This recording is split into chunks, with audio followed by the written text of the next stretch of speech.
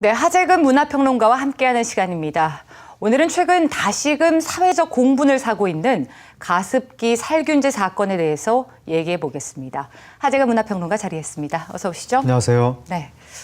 자, 말씀드린 대로 5년 전 일어난 이 가습기 살균제 사건, 아주 사회가 시끌시끌한데요. 지금 국민적 분노가 극에 달했다고 해도 과언은 아닙니다. 당시에 일어난 사건이 어떤 건지 좀 설명을 해주시죠.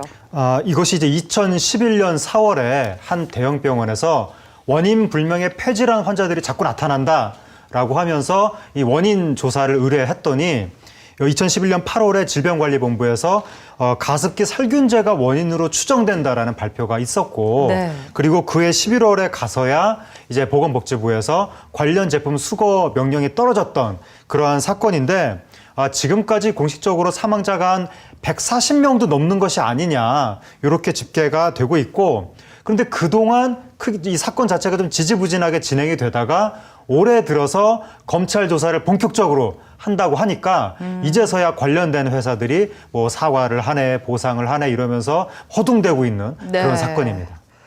특히 한 외국계 회사, 이 가습기 살균제를 판매했던 회사가 지금 논란의 중심에 있는데요. 불매운동까지 벌어지면서 큰 비난을 받고 있다죠? 네, 그러니까 이 회사에서 판매한 제품이 지금 문제가 된 제품이 여러 가지가 있는데 그중에 가장 많은 사람들이 피해를 봤다고 추정되는 것이 옥시싹싹 뉴 가습기 당번이라는 제품인데 네. 이게 450만 개 이상이 팔렸습니다.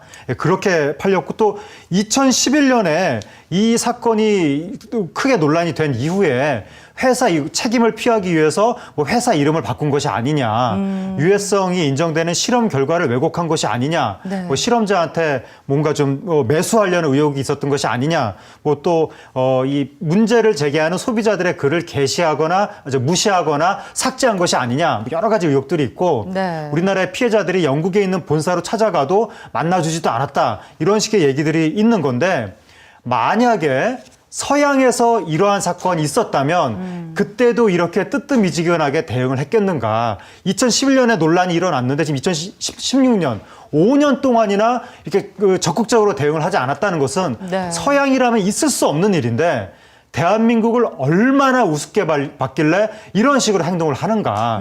또 최근에 외국의 한 그 자동차 회사도 미국 같은 나라에서는 그 손해배상 같은 거 빨리빨리 해주면서 우리나라에서는 잘 안 해준다. 네. 이런 얘기가 나왔는데 도대체 한국이 뭐가 문제길래 우리나라의 뭐 규제 체계라든가 뭐 처벌 체계라든가 소비자 문화라든가 이런 것들이 뭐가 어디서부터 잘못되고 뭐가 문제길래 외국 회사들이 이렇게 한국을 무시하는 것처럼 비춰지는가. 네. 여기에 대해서 지금 고민을 해야 되는 시점입니다. 예, 구구절절 아주 동감하는 바인데요.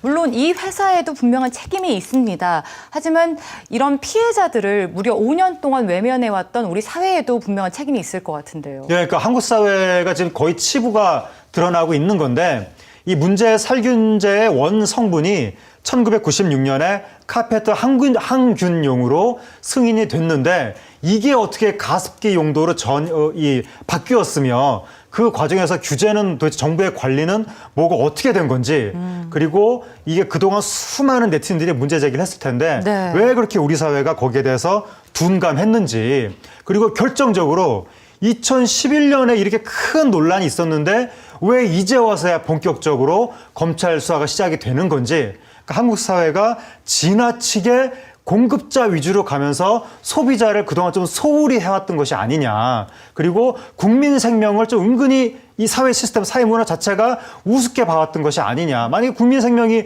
중요한 사회였다면 이 사건이 이렇게 오랫동안 질질 끈다는 게 말이 안 되는 건데 결국 우리 사회의 가장 근본적인 성격을 반성을 해야 되는 거고 지금 현재까지 확인된 뭐 사망자가 140명 선이다 이런 말이 나오지만 네. 다음 달에 3차 조사 들어간다고 하는데 시민단체에서는 피해자 수가 몇십만 단위로 늘어날 수도 있다라고 정말 초유의 대형 사건이 될 수도 있는 건데 이게 어떻게 여태까지도 진상조차 제대로 되지 않고 있는 건지 한국 사회가 과연 정상인 건지 여기에 대해서 굉장히 지금 깊이 있는 성찰을 해야 되는 거고 네. 이 오랜 세월 동안 이런 일이 벌어지고 있는 과정에서 이게 어떤 관련자들의 예를 들어서 공무원의 유착관계라든가 어떤 여러 가지 뭐 뇌물이라든가 그러한 의혹이 있는지 네. 여기에 대해서 확실하게 진상조사를 해서 한국 사회의 근본적인 시스템 자체를 완전히 바꾸는 계기로 삼아야 되는 사건입니다. 네.